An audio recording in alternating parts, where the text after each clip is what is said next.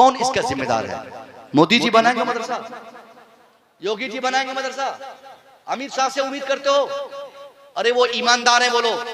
सुनो और हकीकत, हमारी ये हुकूमत जो मौजूदा हुकूमत है, मैंने आज तक इनके खिलाफ तकरीर नहीं की, आज तक। और मैं आजाद भारत का, बड़ी जिम्मेदारी से मैं कह रहा हूं, आजाद भारत का सबसे ऑनेस्ट लीडर अगर किसी को मानता हूं तो मिस्टर मोदी को। अब आप कहिएगा कि ये बीजेपी मौलवी को बुला लिया हजरत ने, फिर हमसे हमारा बैकग्राउंड चेक कीजिएगा, कहीं हमारा ताल्लुकात तो किसी ऐसे लोगों से नहीं है कि जिनका ताल्लुक बीजेपी से है। नहीं साहब, वो ऑनेस्ट क्यों है? आज से 15 और 20 साल पहले की तारीख पढ़िया, जब वो कुछ थे नहीं, उस वक्त अपने लोगों से उन्होंने वादा किया था कि एक बार पीएम बन जाऊं फिर खेदेड़ूंगा इनको। योगी ने क्या कहा था? एक बार मैं मुख्यमंत्री बन जाऊं तो ये गोरखपुर को मैं पाक कर दूंगा इन लोगों से। उनके लोगों ने उसे सपोर्ट किया, ईमानदारी से वोट दिया। वो भी आज ईमानदारी से काम अपना कर रहा है, जो वादा था वो वादा वफा कर रहा है। उसमें हमको चिढ़ने की क्या जरूरत है? वोट उसने दिया था, इसलिए उनकी बात को मानकर कभी एनआरसी ला रहे हैं, कभी हमें भगाने की बात कर रहे हैं, कभी हमें मारने की बात कर रहे हैं, कभी हमारा देश से हमको निकालने की बातें कर रहे हैं। वो ईमानदार है अपने मिशन में, ईमानदार है अपनी तहरीक में, वो ईमानदार है अपने काम में। हम बेईमान ठहरे, हमने बेईमानी की, हमने बेवफाई की, हमने इस्लाम को मजाक समझा। इस्लाम का कलमा पढ़ने के बाद हमने क्या वादा किया था कि कलमा हम पढ़े हैं, हम इस्लाम का कलमा पढ़े हैं, नमाज हम पढ़ेंगे, मदरसा हम बनाएंगे, मदरसा हम फरोग देंगे, मस्जिद हम बनाएंगे, मस्जिद हम कायम करेंगे। ईमान के जो तकाजे थे, ईमान के बाद हमने उन तकाजात पर हमने अमल करना अपने ऊपर लाजिम समझा था। मगर आज हम अपनी हालत पे अपनी निगाहें दौड़ाए। कलमा हम तो पढ़ते हैं मगर नमाज हम नहीं पढ़ते। ईमान होने का दावा तो हमारा है मगर बेहयाई से हम पास नहीं आते। ईमान रखने का दावा हम करते हैं, बेहयाई हम ही करते। यानी हम ईमान के बाद बेईमान ठहरे और हमारे दुश्मन बेईमान के बाद वो ईमानदार ठहरे, इसलिए वो अपने मिशन में कामयाब है और हम मुसलमान हर एतबार से नाकाम है। अगर हम कामयाबी चाहिए तो हम भी एक मिशन बनाएं, अपनी तहरीक मजबूत करें, अपने उलमा का काम मजबूत करें, हम अपने उलमा की ऐसी इज्जत करें, खुलकर आजादाना इनको तबलीग करने का शौक इनके दिमाग में हो जाए। ये चाहे ट्यूशन पढ़ाए पढ़ा दें। यहाँ तो कुछ लोग ऐसे भी है, अगर कोई मस्जिद के इमाम साहब है, मुतवल्ली साहब भी है, तो वो मेरी बात बुरा ना माने, चूंकि हकीकत है। अक्सर मुतवल्लियों का कहना होता है कि हजरत मेरा इमाम सिर्फ नमाज पढ़ाएगा, अगर ट्यूशन पढ़ाएगा तो निकाल दूंगा, अगर निकाह पढ़ाएगा तो भगा दूंगा, अगर मिलाद पढ़ेगा तो मैं बुरा मान जाऊंगा। नतीजे में एक मौलवी साहब 10,000 15,000 की जिंदगी गुजारकर धीरे धीरे सूख जाती है उनकी जिंदगी। कोई हरियाली नहीं, कोई तरक्की नहीं, कोई खुशहाली उनकी जिंदगी में नहीं। मुतवल्ली साहब की ख्वाहिश होती है इमाम साहब सिर्फ नमाज पढ़ाए, ट्यूशन न पढ़ाए, नमाज पढ़ाए कुरान खानी ना करे। हाँ, मेरा इमाम कुरान खानी नहीं करेगा, ये कभी ट्यूशन नहीं पढ़ाएगा, ये कभी निकाह नहीं पढ़ाएगा, ये कभी मिलाद के चक्कर में नहीं घूमेगा।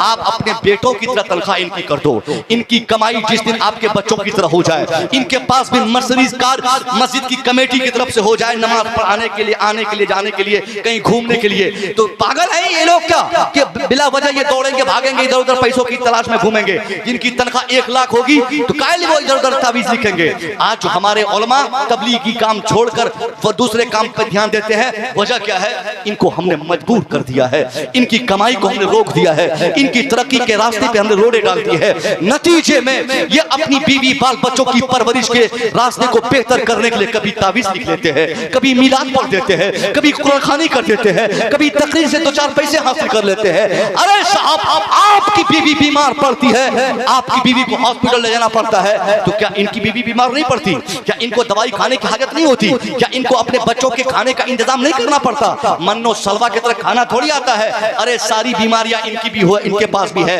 इनके पास भी शुगर पेशेंट होते हैं, ये भी शुगर पेशेंट होते हैं, इनको भी हार्ट होता है, इनके पास भी बहुत सारी बीमारियां हैं। इसलिए जो इंसान होने की हैसियत से जिन चीजों को हमने अपनी जरूरत समझा, वो तमाम चीजें इनकी भी जरूरतें हैं। मगर आप और हम इनकी जरूरत पूरी करें, अल्लाह की कसम ये खुलकर खुलकर इस्लाम की तबलीग करेंगे, जहां जहां बुराई देखेंगे। आज हमारी बच्चों में जो बेहयाया हो गई है, वजह क्या है? उलमा खुलकर मस्जिद में नहीं बोल पा रहे हैं, न तो उसका बाप बोलता है न हमारे उलमा बोलते हैं। नतीजे में कभी हमारी बेटी दुपट्टा के बगैर घर से गई और अब नतीजा क्या निकल गया है? जींस पैंट भी उनका छोटा हो गया, उनका टी शर्ट भी हाफ हो गया, उनकी जबान भी गंदी हो गई।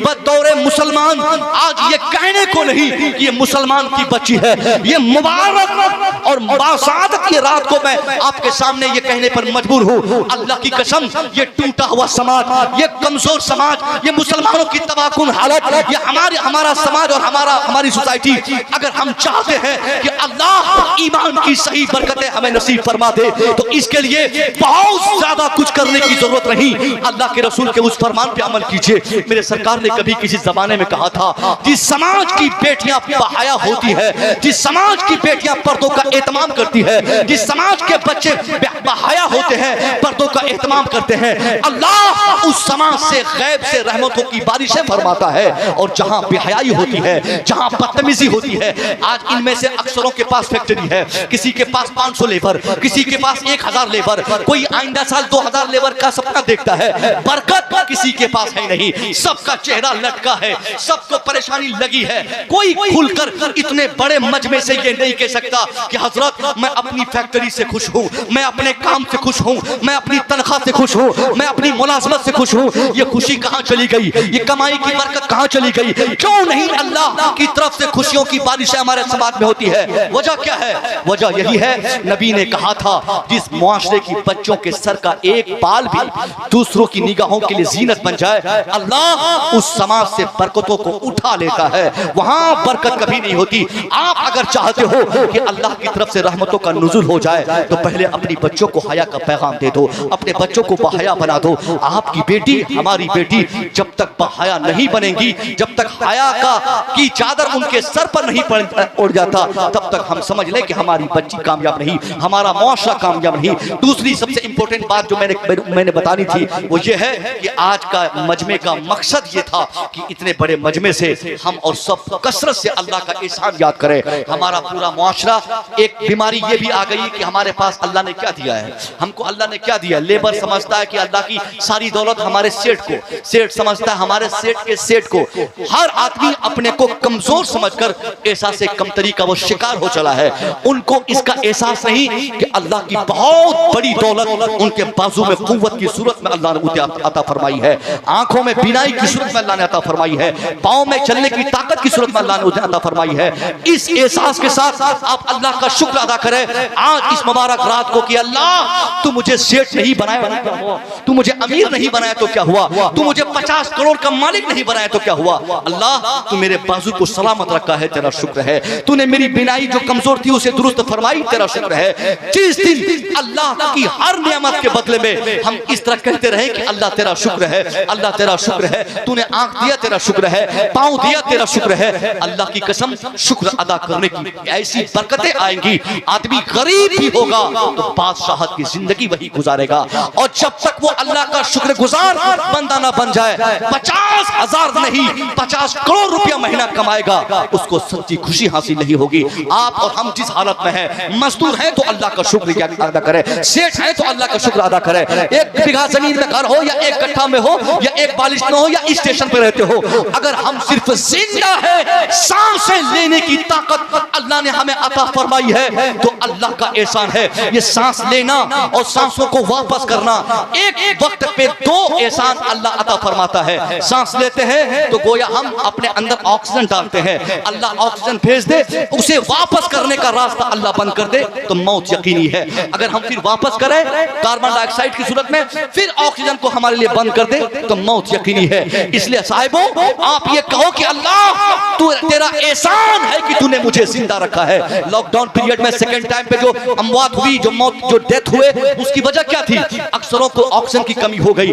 बड़े से बड़े हाईटेक कॉलेजेस बनाए गए, मेडिकल कॉलेजेस, मगर वहां भी ऑक्सीजन की कमी की बुनियाद पर मौतें हुई। बेताश हताशा मौत जो हुई उसकी वजह लोगों को ऑक्सीजन नहीं मिल सका। अब मैं आपसे कहना चाहूंगा उसी पीरियड में इटली शहर का एक बुजुर्ग जिसकी उम्र 93 साल की हो चुकी थी, 93 साल का बुजुर्ग, वो जब इटली शहर का बुजुर्ग उसको तबीयत जब बिगड़ गई, उनके बच्चों ने उसको हॉस्पिटलाइज किया, कहा डॉक्टर साहब देखिए मेरा अब्बा बीमार पड़ गया, क्या कमी है? डॉक्टर ने कहा इनको सांस लेने में दिक्कत है। कहा अब क्या करना होगा? कहा इनको हॉस्पिटल में डालो, हॉस्पिटल में एडमिट कराओ, उसके बाद वेंटिलेटर मशीन पे इनको डालकर 5 दिन तक इनको कम से कम रखना होगा। डॉक्टर के मशवरे पर उनका बेटा दस्तखत किया, उस बुजुर्ग को उस वेंटिलेटर मशीन पे लिटाकर 5 दिन तक सांसें बूस्ट करके उनके फेफड़े में डाली गई, सांसें पहुंचाई गई। अब क्या नतीजा निकला? 5 दिन के बाद जब वो बूढ़ा बिल्कुल तरोताजा हो गया, जो परेशानी सांस लेने की थी वो जब दूर हो गई, डॉक्टर आए उनके पास, उनको कहा कि जनाबे वाला आपको इतने पैसे देने होंगे। उस पर्ची में सिर्फ वेंटिलेटर मशीन के 5 दिन का खर्चा $5 लाख दर्शाया था। उस पैसे को देखकर वो बुजुर्ग बेतहाशा रोने लगा। कहा डॉक्टर बाबू ये $5 लाख किस लिए? कहा वेंटिलेटर मशीन पे जो लिटाकर आपको सांसें दी गई, आर्टिफिशियल सांसें पहुंचाई गई, उसके बदले में $5 लाख आपको पे करना है। उस डॉक्टर के सामने वो 93 साल का बूढ़ा ज़ारो कतार रो रहा है, चीखें निकल गई, दाढ़ी भी गई। थोड़ी देर के बाद सारे डॉक्टर उनके पास आ गए, सारे मेडिकल स्टाफ आ गए, सबने अपने अपने एतबार से उनको मनाने की कोशिश किया। बाबा मत रोइए मत रोइए, मेरे हॉस्पिटल का इमेज खराब होगा। बाबा ये चीख निकालना बंद कीजिए वरना दूसरे पेशेंट को तकलीफ होगी और नए पेशेंट मेरे हॉस्पिटल में नहीं आएंगे। हाथ जोड़ के बाबा अब मत रोइए। यानी सब डॉक्टर्स अपने अपने एतबार से उस बूढ़े को मनाने की कोशिशें करते रहे, मगर वो बूढ़ा है कि हर आने वाली मिनट में वो अपनी आवाज और चीख को बुलंद करता रहा और चीख निकालता रहा। चीख में शिद्दत आती गई। अब head of the department doctor वहां पे पहुंचा है, उसने समझा कि लगता है $5 लाख रुपया जो इनको पे करना है, इसी वजह से $5 लाख जो पे करना है, इसी वजह से ये रो रहा है, ये नाटक कर रहा है। उसने कहा 50% मैं माफ कर दे रहा हूं, आपको सिर्फ अब $2.5 लाख देने होंगे, अब $2.5 लाख दीजिए। अब उसके बाद भी वो बूढ़ा चुप नहीं हुआ। एक डॉक्टर आया आगे, कहा जाओ मैं तेरी पूरी फीस माफ कर दे रहा हूं। अब तो खामोश हो बूढ़ा, अब तो चुप हो जा बूढ़े, अब क्यों चीख रहा है, अब क्यों चिल्ला रहा है, अब क्यों तेरे आंसू गिर रहे हैं? उन सारे डॉक्टर्स के सामने इटली का वो 93 साल का बूढ़ा जब तमाशा देखा, सारे डॉक्टरों की जबान से अनाप शनाप के अल्फाज जब निकल रहे थे, उस वक्त अपनी चीखदार आवाज से सारे डॉक्टर्स को ललकार कर अपने सामने बुलाकर जो उसने एक पैगाम दिया था और जो मैसेज दिया था और जो दर्श दिया था, वो दर्श सिर्फ इटली के लिए नहीं था बल्कि कयामत तक के हर इंसान की आंखें खोल देने के लिए उनकी बात काफी थी। उसने कहा डॉक्टर करीबा, हेड ऑफ द डिपार्टमेंट तू भी करीबा, सारे मेडिकल स्टाफ मेरे करीब आए। अरे तुम लोगों ने मुझे क्या भिखारी समझा क्या, मुझे क्या फकीर समझा क्या? तो कोई कहता 50% माफ करता हूँ, कोई कहता 20% पैसा माफ कर दे रहा हूँ, कोई कहता पूरा माफ कर दे रहा हूँ। अरे अल्लाह ने मुझे इतना पैसा दिया है कि तुम जैसे सारे डॉक्टर्स को खरीद कर कई महीने तक बिठाकर तनख्वाह दे सकता हूँ। मेरे रोने की वजह ये पैसा देना न देना नहीं है, मेरे ये रोने और चिल्लाने की वजह कुछ और है। डॉक्टर सामने आया, मेन डॉक्टर, उसने कहा बाबा पैसा आपको देना है, रो आप रहे हैं, यहाँ कोई और वजह क्या हो सकती है? कहा हाँ डॉक्टर ईमानदारी से बता, तुम लोगों ने मुझे कितने दिनों तक वेंटिलेटर पे रखा? कहा 5 दिन। कहा 5 दिन का पैसा कितना हुआ? कहा $5 लाख। कहा 5 दिन का $5 लाख का मतलब 24 घंटे का $1 लाख हुआ। कहा हाँ। कहा डॉक्टर बाबू यही तो रोने की वजह है।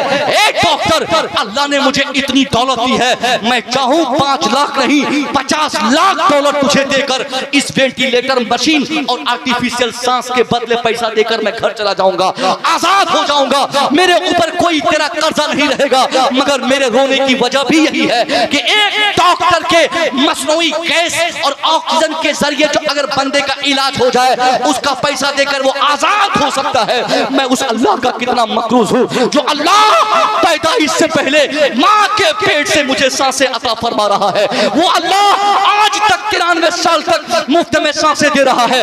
अगर तुमने 24 घंटे तक सांसें दी तो 24 घंटे के बदले $1 लाख मैं तेरे लिए मकरूज हो गया, तो मैं उस रब का कितना मकरूज हो गया जो 93 साल से मुझे सांसें दे रहा है, उसके कितने एहसानात मेरे ऊपर है। इसलिए डॉक्टर बाबू मेरे रोने की वजह यह है कि कल मैदान महशर में हमारा रब पूछ ले कि बंदा 93 साल में इतने लाख इतने खरब सांसों के जरिए मैंने तुझे जिंदा रखा, तेरा अमल क्या था मैं क्या बता सकूंगा, क्या पेश करूंगा। इसलिए मैं रो रहा हूं कि कल मेरी जिल्लत और रुसवाई यकीनी है, कल मैं अपने रब के सामने जलील हो जाऊंगा। अगर हमारा रब न छोड़े तो मैं रुसवा हो जाऊंगा।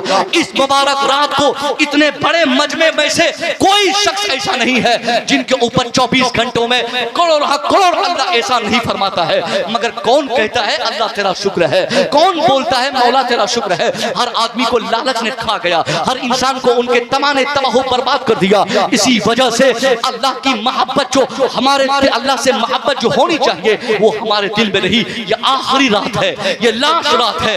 आज रात को भी आपने अपने रब को याद नहीं किया, अपने रब को नहीं मनाया, अपने घर के बरकत की दुआ आपने नहीं की। अल्लाह की कसम आने वाला साल आपके लिए खतरनाक होगा, आने वाला साल आपके रिस्क में तंगी होगी, आने वाले साल में आपके बेटे से आपको अल्लाह खुश नहीं करेगा।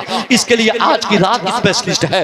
अल्लाह का ऐलान आम होता है, मांग बंदा क्या मांगेगा, दौलत मांगेगा तो दूंगा, शोहरत मांगेगा तो दूंगा, इज्जत मांगेगा तो दूंगा, ईमान मांगेगा तो दूंगा, नमाज मांगेगा दूंगा, इस्तिकामत मांगेगा दूंगा।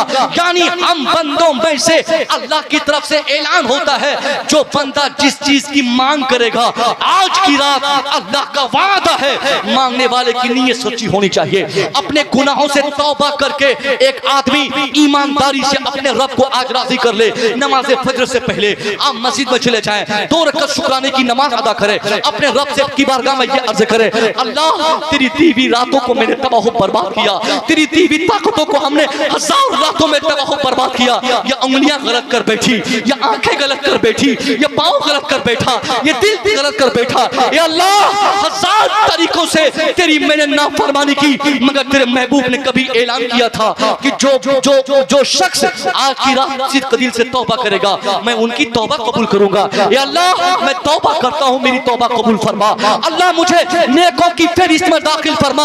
अल्लाह की कसम मुसलमानों, आज अगर हमने अपने रब को मना लिया, हमारा रब अगर हमसे राजी हो जाए, नहीं हुकूमत है हमारे पास कोई दिक्कत नहीं है, शोहरत कोई दिक्कत नहीं, दुनिया में किसी को वो ताकत ना होगी जिससे अल्लाह राजी हो जाए उसको वो इंसान तबाह बर्बाद कर दे, कोई ताकत उसको बर्बाद नहीं कर सकती। ये आखिरी बात, आखिरी पैगाम, चूंकि आप लोगों ने टाइम तो बहुत ज्यादा पहले से खत्म कर दिया। ये कभी भी ऐसा ना करे साहब, कभी भी जलसा करे, वक्त बहुत ज्यादा, हमारे बच्चों के पास वक्त नहीं है। जो लोग भाग गए उनके पास वक्त की कमी थी, भागना था, क्योंकि और भी उनके काम होंगे। और जो लोग बैठे थे अल्हम्दुलिल्लाह वो सुने, ये पैगामात तुमको सुना देंगे। मगर आखिरी बात आप सुन ले, आइंदा जब भी जलसा हो कम से कम एक नातखानी, 4-5 अशार, फिर तकरीर, फिर एक शानदार तकरीर हो जाए, इस्लाही तकरीर, साइंस, फिजिक्स, बायोलॉजी, केमिस्ट्री, दुनिया, अमेरिका, अफ्रीका, ये सारी बातें खासतौर पे बाद में हो, इस्लाही बातें हो जिससे आमाल की इस्लाह हो, ईमान की इस्लाह हो, अकीदे की इस्लाह हो, हया करने पर हमारी बच्चियां मजबूर हो जाए, हम अपनी निगाहों को झुकाने पर मजबूर हो जाए,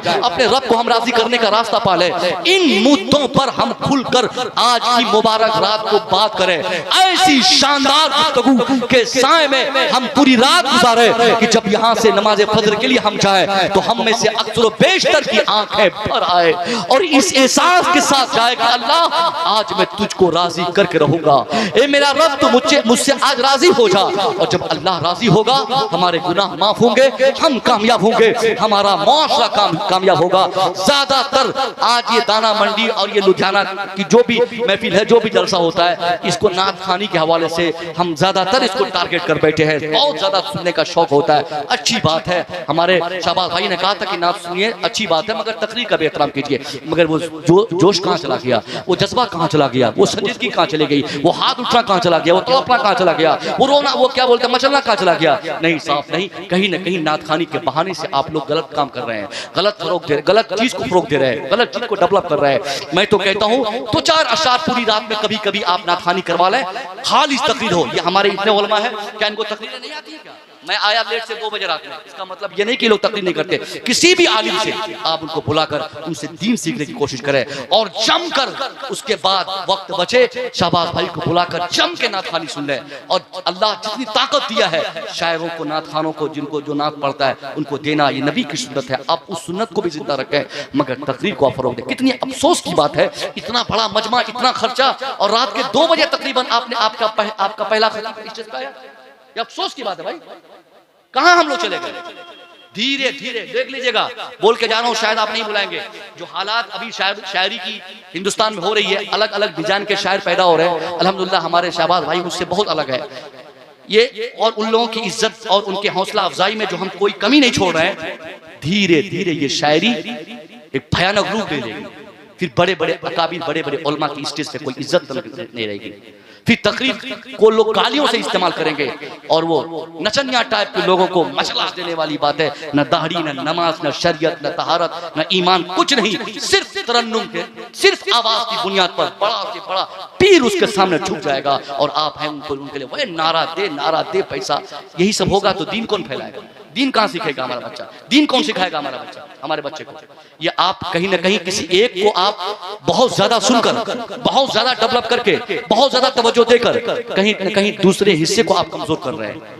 दोनों चीज हो, तकरीर भी हो, और सिर्फ तकरीर होगी तो तकरीर से भी लोग बेजार हो सकते हैं। बहुत 2 घंटे तक तकरीर हो जाए, लोग बेजार हो जाएंगे।